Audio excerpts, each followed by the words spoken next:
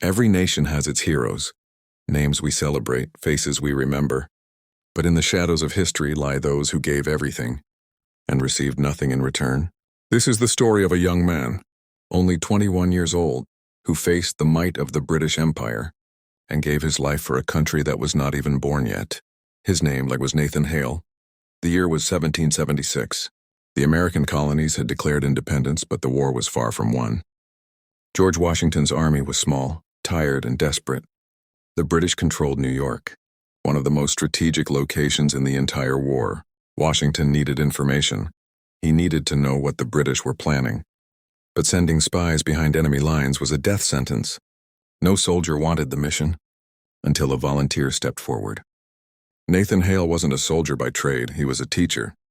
Born in Connecticut in 1755, he was educated at Yale University, where he studied science, mathematics, and philosophy. His friends remembered him as intelligent, kind, and deeply patriotic. When war broke out, Hale didn't hesitate to join the Continental Army. But he wanted to do more than fight. He wanted to serve in a way that truly mattered.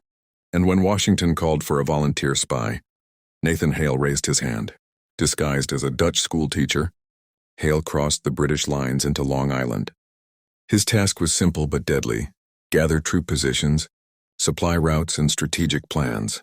For several days he moved quietly, sketching maps and writing coded notes. But fate was against him. The British captured another American spy carrying incriminating papers, and soon, suspicion fell on Nathan Hale. He was arrested on September 21, 1776. The evidence was undeniable. Notes found in his boots, written in his own handwriting.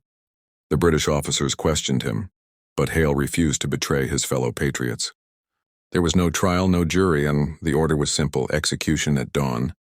That night, Hale was allowed to write 2 letters, one to his mother and one to his commanding officer. The next morning, he was taken to a tree near the British camp. A small crowd of soldiers gathered, and before the noose was placed around his neck, Nathan Hale spoke his final words. "I only regret that I have but one life to lose for my country."